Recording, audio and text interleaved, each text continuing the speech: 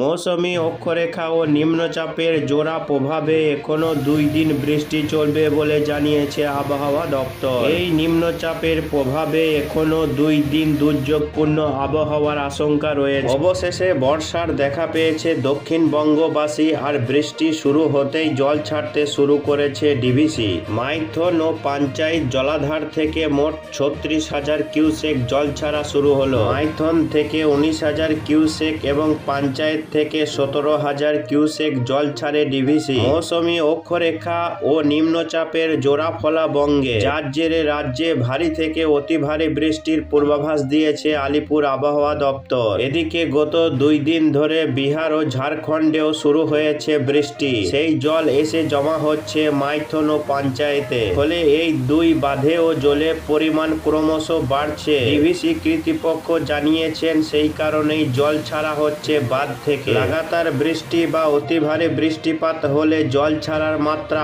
আরো বাড়াবে ডিভিসি। গত কয়েকদিন ধরেই লাগাতার বৃষ্টি হচ্ছে জেলায় জেলায়। এর ফলে নদীর জল বাড়তে শুরু করেছে দক্ষিণবঙ্গের একাধিক জেলায়। বাঁকুড়া জেলায় তার ভয়াবহ রূপ স্পষ্ট হয়ে উঠেছে মাত্র 2 দিনেই। টানা ভারী বৃষ্টিতে ফুলে ফেঁপে উঠেছে শিলাবতী ও গন্ধেশ্বরী নদী। এই 2 নদীর জলে ডুবে গিয়েছে জেলার একাধিক সেতু। ব্যাহত হচ্ছে যান চলাচল, যোগাযোগ বিচ্ছিন্ন হয়ে পড়েছে বিস্তীর্ণ গ্রামাঞ্চলে। আবহাওয়া দপ্তর সূত্রে জানা যাচ্ছে, বাঁকুড়ায় গত একদিনে বৃষ্টি হয়েছে 142 মিলিমিটার। 2 দিন মিলিয়ে বৃষ্টির পরিমাণ দাঁড়িয়েছে 210 মিলিমিটারে। প্রবল বর্ষণের জেরে রাতভর নদীতে জল এতটাই বেড়ে গিয়েছে যে বৃহস্পতিবার ভোরে সিমলাপাল সেতুর উপর দিয়ে বইতে শুরু করে স্রোত। শুধু সিমলাপাল নয়, জলমগ্ন হয়েছে শিলাবতী নদীর উপরে থাকা ভেলাইডিহা সেতুও। একসঙ্গে ডুবে গিয়েছে গন্ধেশ্বরী নদীর উপরে থাকা মানকানালি সেতু। গতকাল সন্ধ্যা থেকে এই সেতুর উপর দিয়ে প্রায় 3 থেকে 4 ফুট উচ্চতায় জল বইছে। অন্যদিকে নিম্নচাপ এবং খারাপ আবহাওয়ার জন্য উতাল সমুদ্র। এই পরিস্থিতিতে যেসব মৎস্যজীবীরা ট্রলার নিয়ে গভীর সমুদ্রে গিয়েছেন, তাদের অবিলম্বে উপকূলে ফিরে আসার নির্দেশ দেওয়া হয়েছে। মৎস্য দপ্তরের নির্দেশ অনুযায়ী আজ পর্যন্ত সমুদ্রে যাওয়া একেবারে নিষিদ্ধ। গত 14 জুন গভীর রাতে কাকদ্বীপের বিভিন্ন খেয়াঘাট থেকে অনেক ট্রলার সমুদ্রে পাড়ি দেয়। প্রথম দফাতেই প্রচুর ইলিশ ধরা পড়ে মৎস্যজীবীদের জালে। গত কয়েক বছরের তুলনায় এবার ইলিশ ধরা পড়েছে বেশি, তাই মৎস্যজীবীদের মধ্যে আশা জেগেছিল। কিন্তু হঠাৎ করে আবহাওয়ার পরিবর্তনে বন্যাবত্ত এবং জলোচ্ছ্বাসের আশঙ্কা তৈরি হওয়ায় বিপদ এড়াতে আগাম সতর্ক বার্তা দিয়ে ট্রলারগুলোকে ফিরে আসার নির্দেশ দিয়েছে প্রশাসন। আজ পর্যন্ত সমুদ্রে যাওয়ায় নিষেধাজ্ঞা জারি করা হয়েছে।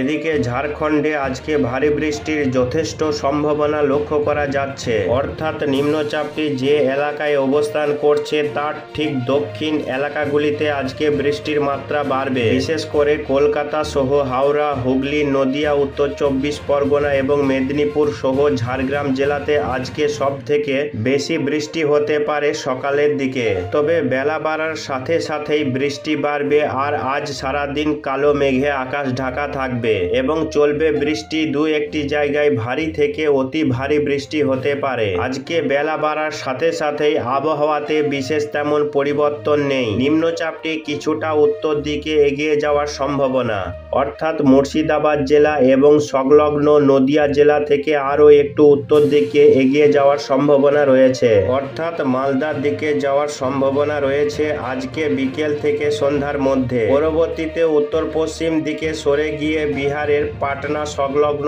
এলাকাতে যাওয়ার সম্ভাবনা রয়েছে আগামীকাল শুক্রবার। আগামীকাল থেকে বৃষ্টির মাত্রা কমবে, তবে আজকে বৃষ্টি কমার কোনো সম্ভাবনা নেই। আজকে দিনভর দুর্যোগপূর্ণ আবহাওয়া থাকবে। আজকে দুপুরের পর থেকে বৃষ্টি কিছুটা বাড়তে পারে। এদিকে খাতড়া, তার সঙ্গে বাঁকুড়া জেলার কিছু কিছু এলাকা, পুরুলিয়ার কিছু কিছু এলাকা, আজকে বৃষ্টি বাড়বে, সম্ভাবনা রয়েছে ভারী বৃষ্টি হতে পারে।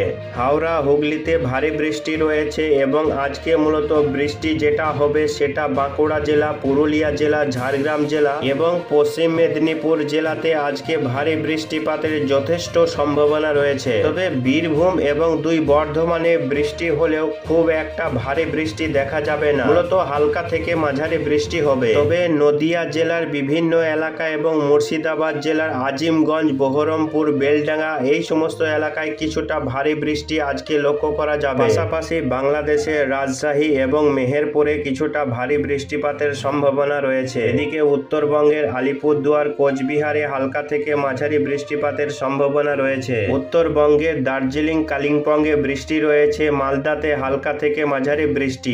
দিনাজপুরে হালকা বৃষ্টির আজকে সম্ভাবনা রয়েছে। দিনভর দফায় দফায় বৃষ্টি হবে বিভিন্ন এলাকায়। আজকে বিকেলের পর থেকে বৃষ্টির পরিমাণ কিছুটা কমতে পারে। বৃষ্টি কিন্তু চলবে কম বেশি সব জেলাতেই বৃষ্টি রয়েছে। আগামীকাল শুক্রবার হতে হতে নিম্নচাপটি কিছুটা সরে যাবে পশ্চিম দিকে এবং সেটা ধীরে ধীরে বিহারে যাওয়ার সম্ভাবনা রয়েছে, যার ফলে আগামী শুক্রবার তুলনামূলকভাবে বৃষ্টির মাত্রা কমে যাবে এবং বৃষ্টি হবে শুক্রবার। সব জেলাতেই বৃষ্টি রয়েছে, তবে বৃষ্টির মাত্রা কমবে। শুক্রবার দিন বৃষ্টি হবে কলকাতা, হাওড়া, হুগলি, উত্তর ও দক্ষিণ 24 পরগনা, 2 মেদিনীপুর, 2 বর্ধমান, ঝাড়গ্রাম, বাঁকুড়া, পুরুলিয়া এবং বীরভূমের দক্ষিণ অংশ এই সমস্ত জেলাগুলিতে আগামী শুক্রবার দিনও বৃষ্টি রয়েছে, তবে বৃষ্টির সম্ভাবনা ধীরে ধীরে কমে যাবে এবং নিম্নচাপটি যত বাংলা থেকে সরে যাবে ততই বৃষ্টির মাত্রা কমতে থাকবে। শুক্রবার বিকেলের দিকে বৃষ্টি কমে গিয়ে ধীরে ধীরে আবহাওয়া পরিষ্কার হতে শুরু করবে, যদিও শুক্রবার সারাদিন আকাশ মেঘলা থাকবে। শুক্রবার রাতের দিক থেকে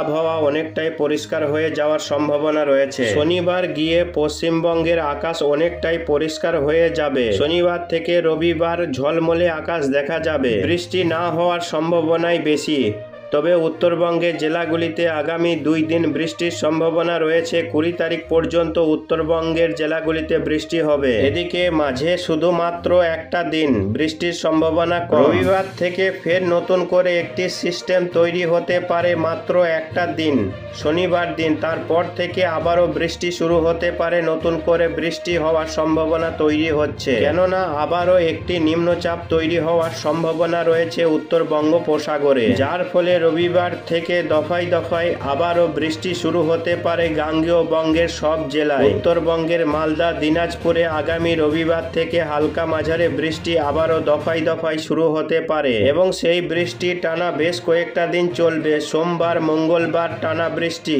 মাঝে মধ্যে যেমন বৃষ্টি চলছে, মাঝে মধ্যে হালকা কখনো মাঝারি কখনো ভারী বৃষ্টি, তেমনই কিন্তু 22 তারিখের পর থেকে আবারও বেশ কয়েকটা দিন টানা বৃষ্টি চলবে। হালকা থেকে মাঝারি বৃষ্টির সম্ভাবনা রয়েছে এবং বঙ্গোপসাগরে ঘন ঘন ওয়েদার সিস্টেম তৈরি হতে থাকবে। একের পর এক নিম্নচাপ ঘূর্ণাবর্ত তৈরি হওয়ার সম্ভাবনা রয়েছে। আগামী চলতি জুনের বাকি দিনগুলিতে বৃষ্টি প্রতিদিনই রয়েছে।